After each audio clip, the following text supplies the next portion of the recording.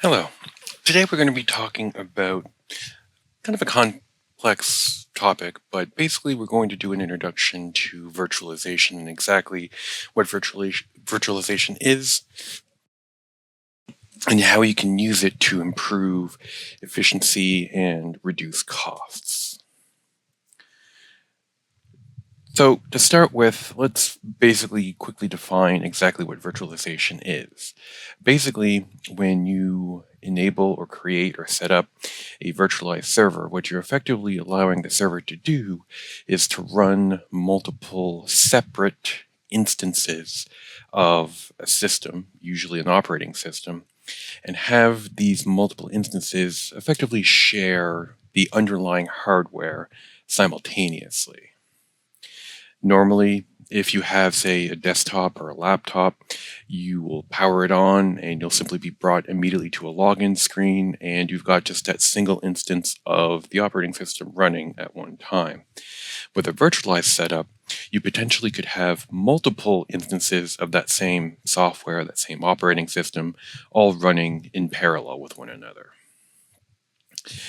Why would a company choose to do this? Well, there's a few reasons for it. The first is that normally servers in particular are going to be over-spec'd for running a single operating system and its associated applications.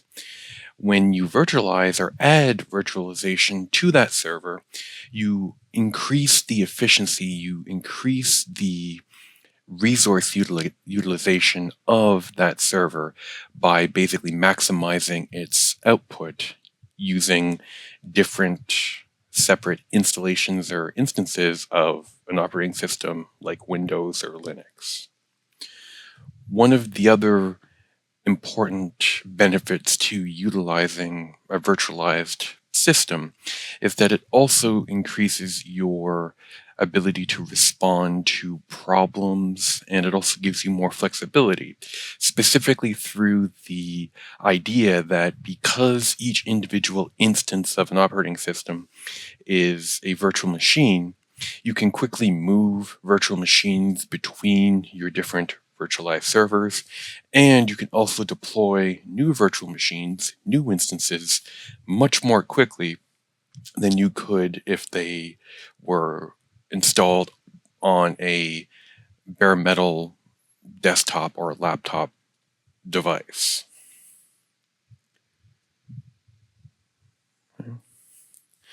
Now, in terms of some of the problems, and I've already mentioned some of these before, that virtualization can solve, the most obvious one, as I mentioned just before, is that virtualization allows you to have multiple instances of a virtual machine running, which could also potentially increase the capacity or the workload that is able to be done at one time without requiring the purchase of new physical hardware to maintain that workload. You can simply deploy additional virtual machines and either handle more or have a greater capacity for your workload, or you can, in parallel, more efficiently handle the workload that is being assigned. Also, as I just mentioned, you are able to much more quickly deploy or set up new software instances, and that obviously translates into more efficient use of the hardware. One of the benefits that I haven't mentioned yet is that without virtualization, if you needed to have a server for a file server, a web server, a Exchange server, without virtualization, each of those individual types of servers are very likely going to need their own physical hardware. If you have a single virtualized server, you can run instances for each of those different tasks, file server, Exchange, and web, all on the same physical hardware. So it reduces the amount of physical servers that you need, but it also increases, or rather reduces, the costs for running 3 separate servers. Because if you have simply one, maybe it's a little larger server running or being utilized for those 3 workload types, again, web traffic, file traffic, Exchange. Having a single, slightly larger server than any one of those individual tasks needs, it gives you a lot more in terms of savings running that one single server versus 3.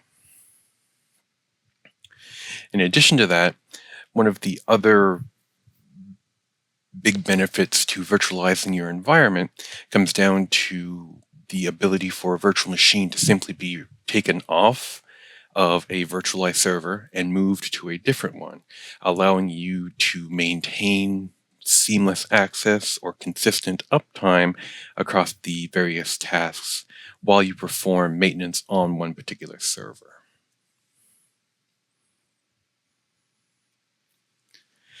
Now, when we talk about virtualization, generally speaking, everything that I just mentioned is absolutely true. However, you can get into a little more complexity when you start describing the different types of virtualization.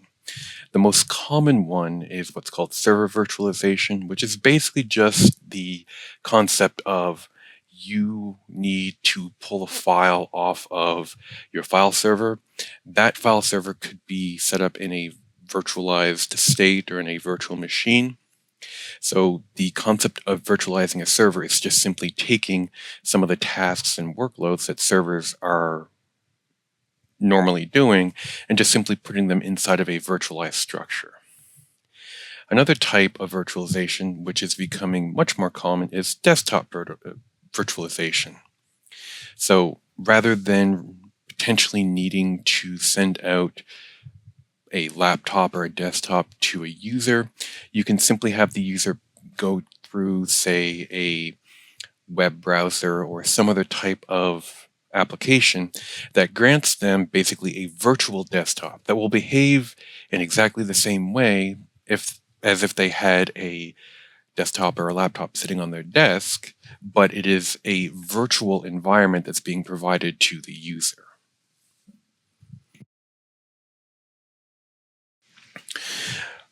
Another key concept when dealing with virtualization is its ability to virtualize not just the server or the desktop environment that is being utilized, but you can also virtualize the network and the storage that is utilized within your environment.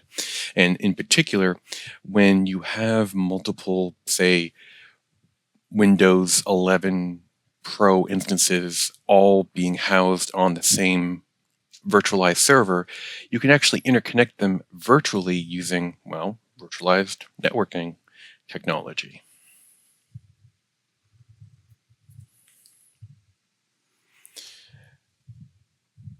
Now, what we've just talked about where we're virtualizing a file server or a desktop environment for a user, there is one other kind of layer to the type of virtualization that you are using, and that's going to define exactly how this virtualization software is installed.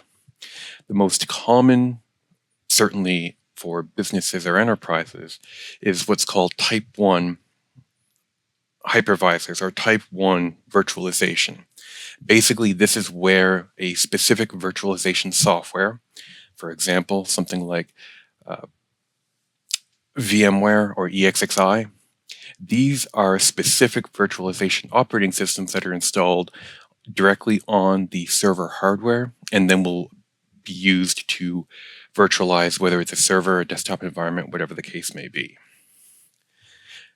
The counterpart to this Type 1 virtualization or Type 1 hypervisor is what's called Type 2. A Type 2 hypervisor or Type 2 virtualization is basically when you have an application that you will install on your desktop, laptop, whatever the case may be, and then you can have that application basically handle the virtualization of something within an existing operating system. So Type 1 hypervisors get installed directly onto physical hardware, the same way that you would install Windows onto a laptop. Type 2 is basically an application that runs within an operating system that has already been installed. And to be clear, you can have a virtualized laptop, for example, and then install a Type 2 hypervisor on top of that. However, you're going to likely see that anything you virtualize within the already virtualized desktop environment is going to suffer from fairly extreme performance issues. And once again, these hypervisors are basically the baseline through which all of the separate instances, all the virtual machines are going to be communicating with the underlying hardware.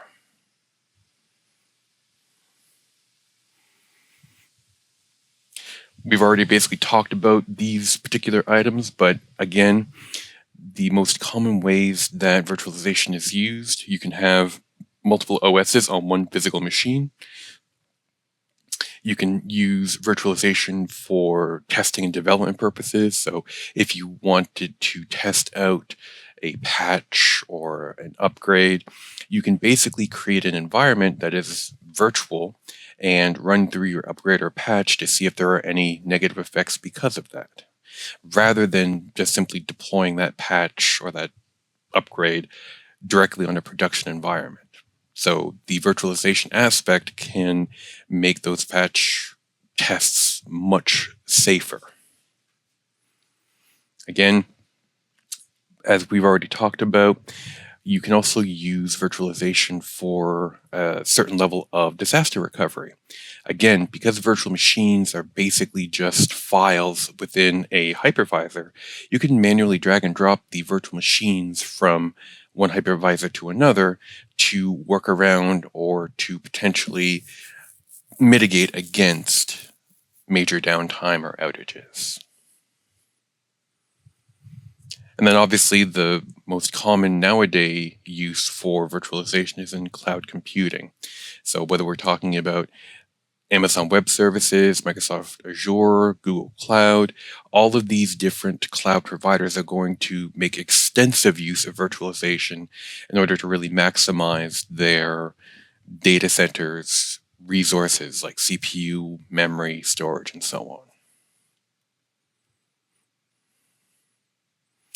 Once again, these are some points that we've already talked about. So obviously, when you have a virtualized server, or maybe even multiple virtualized servers, you are going to significantly reduce your physical footprint inside of a data center, rather than needing 7, 8, 9, 10 different physical servers. If you have just one or maybe two virtualized servers, or rather servers that are running virtualization software, you can significantly reduce your physical footprint, and you're also going to reduce things like your cooling needs, your power requirements, and so on. We've talked a fair bit about the fact that because you can have multiple instances of a software or an operating system running on a virtualized server at one time, you can make, or rather maximize, your usage of the CPU, the RAM, the storage, and so on.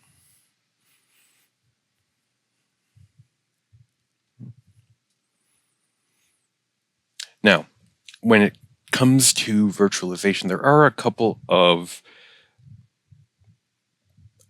challenges that we do have to overcome. So in particular, virtualization, because it is sitting as a layer between your operating systems or your applications, whatever they may be, and the actual physical hardware, there can be latency that is introduced because of that additional layer that has to be processed through before a request is actually handed off to the physical hardware.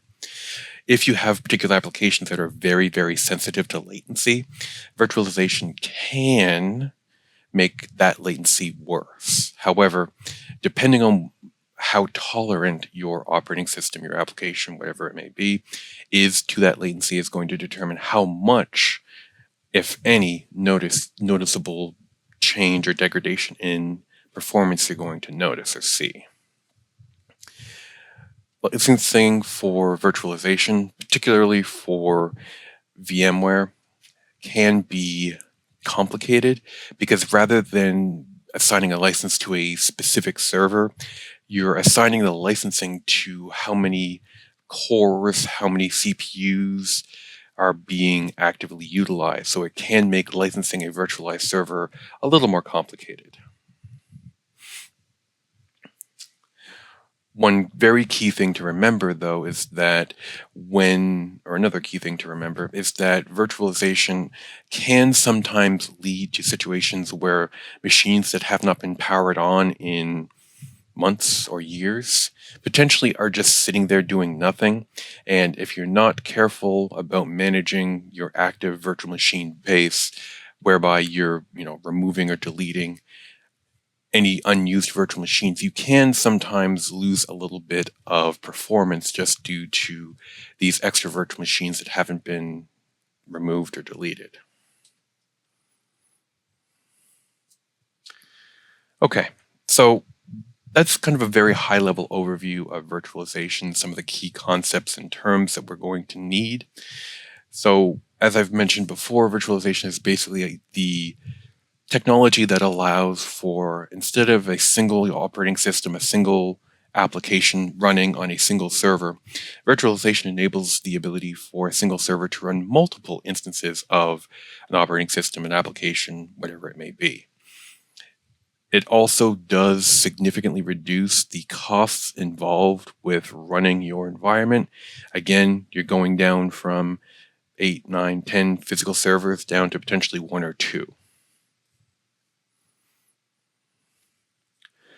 So I'd like to thank you all for watching our video. If you haven't seen any of the other videos on our channel, please go ahead and check those out. Thank you, and we will see you in the next one.